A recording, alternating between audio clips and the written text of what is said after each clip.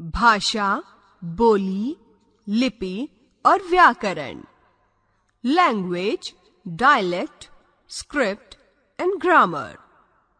भाषा, हम अपने विचारों को बोलकर व लिखकर दूसरों को बताते हैं।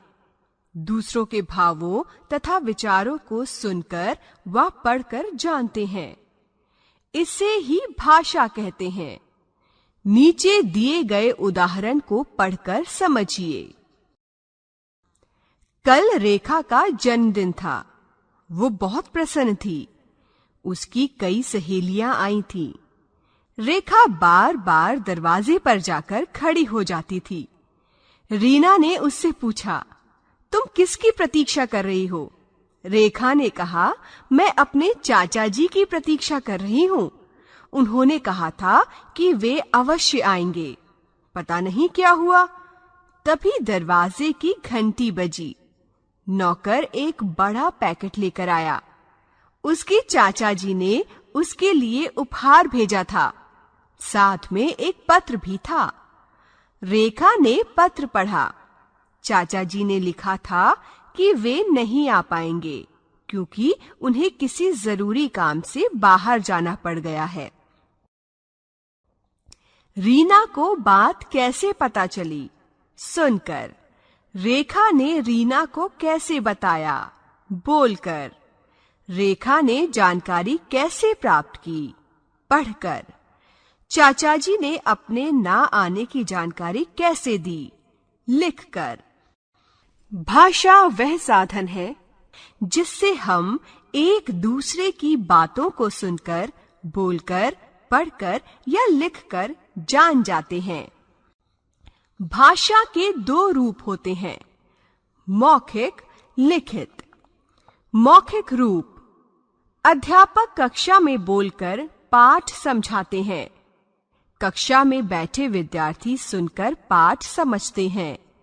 हमारे घर में मम्मी, पापा हमसे बोलकर बातें करते हैं। हम उनकी बातों को सुनकर उत्तर देते हैं। ये भाषा का मौखिक रूप है। लिखित रूप, हम पत्र लिखकर भी अपनी बात दूसरों को बताते हैं।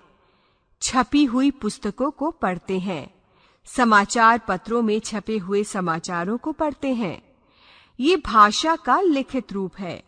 हमारे देश के अलग अलग राज्यों में अलग अलग भाषाएं बोली समझी जाती हैं। उन्हें अलग अलग प्रकार से लिखा जाता है। केरल में मलयालम बोली जाती है। कर्नाटक में कन्नड़ बोली जाती है। बंगाल में बांग्ला बोली जाती है। पंजाब में पंजाबी बोली जाती है। असम में असमिया बोली जाती है। महाराष्ट्र में मराठी बोली जाती है। ये भी जाने, कुछ बातें संकेतों द्वारा भी समझाई जाती हैं। जैसे छोटे बच्चे भूख लगने पर रोते हैं। चौराहे पर लगी लाल, हरी तथा पीली बत्तियां बसों, ट्रकों, कारों आदि को रुकने या चलने का संकेत देती हैं। रेलगाड़ी का गार्ड लाल हरी झंडी दिखाकर उसे रुकने या चलने का संकेत देता है। लेकिन सभी बातें संकेतों से नहीं समझाई जा सकती। अपने भाव या विचार दूसरों को बताने अथवा दूसरों के भाव या विचार जानने के लिए भाषा सीखनी ही पड़ती है। बोली, बोली भाषा का वो रूप है जिसका प्रयोग किसी विशेष जगह या स्थान पर ही किया जाता है। जिस बोली का संबंध जिस स्थान से होता है वो वहीं तक सीमित होती है। बोली का प्रयोग सिर्फ बोलचाल के लिए ही किया जाता है। लेखन कार्यों में इसका प्रयोग नहीं किया जाता। जैसे भोजपुरी, हरियाणवी, राजस्थानी, बिहारी, गढ़वाली आदि बोलियां हैं। इनका प्रयोग केवल इनसे संबंधित क्षेत्रों में ही किया जाता है। लिपि, हर भाषा को लिखने का अलग अलग ढंग होता है। भाषा को लिखकर प्रकट करने के लिए निश्चित चिन्ह होते हैं। भाषा को लिखने के लिए प्रयोग किए जाने वाले चिन्ह ही लिपि कहलाते हैं। भाषा लिखने के ढंग को लिपि कहते हैं। भाषाओं की लिपियां, हिंदी, देवनागरी, उर्दू फारसी, अंग्रेजी रोमन, पंजाबी गुरमुखी। व्याकरण। भाषा के शुद्ध रूप का ज्ञान व्याकरण के द्वारा होता है। हर भाषा के कुछ नियम होते हैं। इन नियमों की सही जानकारी व्याकरण से होती है और भाषा को शुद्ध रूप से लिखने तथा बोलने का ज्ञान भी व्याकरण से ही होता है। नीचे दिए गए कुछ उदाहरण देखिए।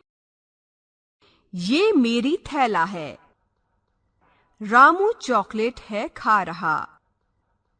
रमा बहुत अच्छा गाना गाता है। ऊपर दिए गए वाक्य अशुद्ध हैं। इनके शुद्ध रूप नीचे देखिए। ये मेरा थैला है। रामू चॉकलेट खा रहा है। रमा बहुत अच्छा गाना गाती है। भाषा के नियमों की सही जानकारी देने वाले शास्त्र को व्याकरण कहते हैं। अब हम जान गए, अपने मन के भाव को बोलकर या लिखकर दूसरों तक पहुंचाना या प्रकट करना ही भाषा है। भाषा के दो रूप हैं। भाषा मौखिक, बोलकर, सुनकर, लिखित, पढ़कर, लिखकर। बोली भाषा का वो रूप है जिसका प्रयोग किसी विशेष जगह पर ही किया जाता है। भाषा के लिखने के ढंग को लिपि कहते हैं। भाषा के नियमों की सही जानकारी देने वाले शास्त्र को व्याकरण कहते हैं।